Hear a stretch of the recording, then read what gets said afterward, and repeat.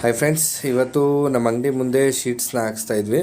So ಈ ಶೀಟ್ನ ಹಾಕೋದಕ್ಕೆ ಒಂದು 3 ಜನ ಆಳು ಬಂದಿದ್ದರು.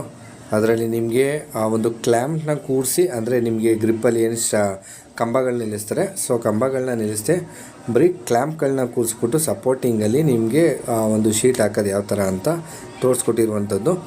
ನೋಡ್ಕೊಳ್ಳಿ, ಇದು ಸ್ಟಾರ್ಟಿಂಗಲ್ಲಿ ನಿಮಗೆ ಆ ಒಂದು ನೋಡಿ ಏನಿದೆ. ಸೊ ನಿಮಗೆ ಕ್ಲ್ಯಾಂಪ್ಗಳನ್ನ ಕೂರಿಸಿರುವಂಥದ್ದು 3 ಸ್ಟೇಜಲ್ಲಿ ಕೂರಿಸಿರುವಂಥದ್ದು. ಸೊ ನಿಮಗೆ ಒಂದು 15 ಅಡಿಗೆ ಆ ಒಂದು ಕ್ಲ್ಯಾಂಪ್ಗಳನ್ನ ಇದು ಮಾಡಿರೋ 15 ಅಡಿ, ಹಿಂಗೆ 5 ಅಡಿ ಅನ್ನೋ ಥರ. ಅದು ಬಿಟ್ಕೊಂಡ್ರೆ ನಿಮಗೆ ಶೀಟ್ಗಳು ನೋಡ್ಕೋಬೋದು. ಸೊ ನಿಮಗೆ ಕಂಪ್ಲೀಟಾಗಿ ಒಂದು 15 ಅಡಿಗೆ ಒಂದು 5 ಶೀಟಷ್ಟು ಬೇಕಾಗುತ್ತೆ. ಸೊ 3 ಅಡಿ ಅನ್ನೋ ಲೆಕ್ಕಾಚಾರದಲ್ಲಿ ನಿಮಗೆ ಸಿಗ್ತಾ ಹೋಗುತ್ತೆ. ಸೊ ಈ ಥರ ನಿಮಗೆ ಕಂಪ್ಲೀಟಾಗಿ ಕೂರಿಸಿ ಶೀಟ್ನ ನಿಲ್ಲಿಸಿರುವಂಥದ್ದು. ನೋಡಿ ಯಾವ ಥರ ಕಾಣ್ತಾ ಇದೆ ಅಂತ.